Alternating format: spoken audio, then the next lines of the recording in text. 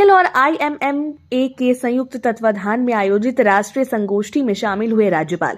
अवैध कोयला खनन पर जताई चिंता, अवैध खनन में होने वाली मौत पर जताया संवेदना, अवैध खनन को रोकने, अवैध कोयला खनन में शामिल लोगों पर कार्रवाई का राज्यपाल ने दिया निर्देश।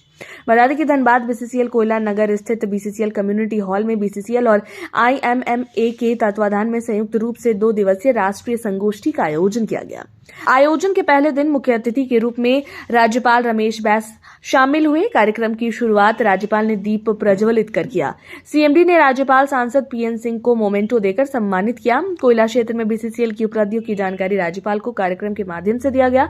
मौके पर धनबाद सांसद PN Singh, BCCL CMD Samiran Datta, CIMFR निदेशक AK Mishra, DC Sandeep Singh, SSP Sanjeev Kumar सहित बीसीसीएल अधिकारी, जिला प्रशासनिक पुलिस अधिकारी मौजूद रहे।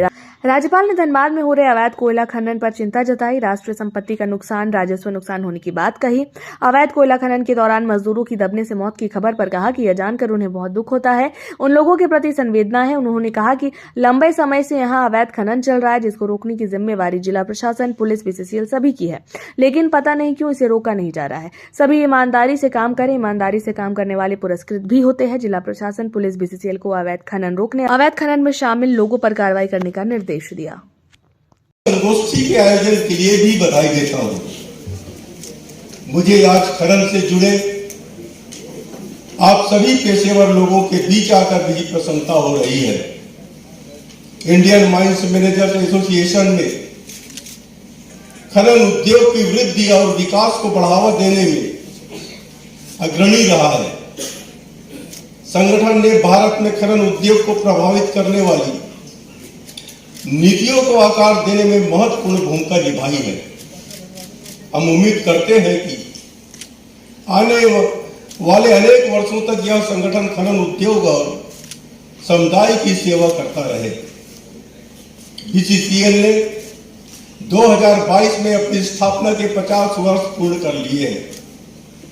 यह एक महत्वपूर्ण मील का पत्थर है और उन सभी लोगों की कड़ी मेहनत और समर्पण का प्रतिफल है, जिन्होंने वर्षों से इस कंपनी से जुड़कर अपनी जिम्मेदारियों का बखूबी पालन किया। विगत 50 वर्षों से भारतीय कोयला खनन उद्योग में भारत कोकिंग कोल लिमिटेड का एक महत्वपूर्ण स्थान रहा है। श्रद्धेय अटल बिहारी वाजपेयी जी के नेतृत्व वाली सरकार में मुझे खान मंत्री के रूप में काम करने का मौका मिला। मैंने देश की विभिन्न खानों में जाकर वहां की स्थिति का बारीकी से अवलोकन किया था। इस क्षेत्र में काम करने वाले कर्मियों से विभिन्न पहलुओं पर बातचीत भी की। खनन के क्षेत्र में सुरक्षा पर बहुत ध्यान देने की आवश्यकता है।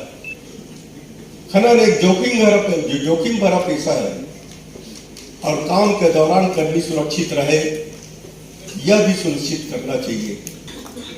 लेकिन मुझे दुख होता है कि जब अवैध खनन के समाचार पेपर में आते हैं, दबकर कहीं को जाने चले जाती है।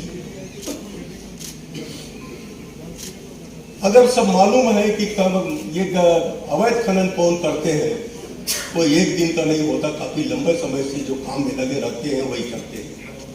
जब लंबे समय से कोई काम करता है तो पहचान क्यों नहीं हो पाती। मैं प्रशासन से भी कहना चाहूंगा कि ऐसे गलत कामों को रोकने में सहयोग करें और कोल माइंस के लोगों को भी मैं कहना चाहूंगा कि अपनी ड्यूटी गंभीरता से निभाएं। ऐसा न लगे कि कोई मिलीभगत की बात हो। यह राष्ट्र का धरोहर है और राष्ट्र के धरोहर पर किसी का हक नहीं होता। और राष्ट्र की संपत्ति राष्ट्र के विकास में काम आता है।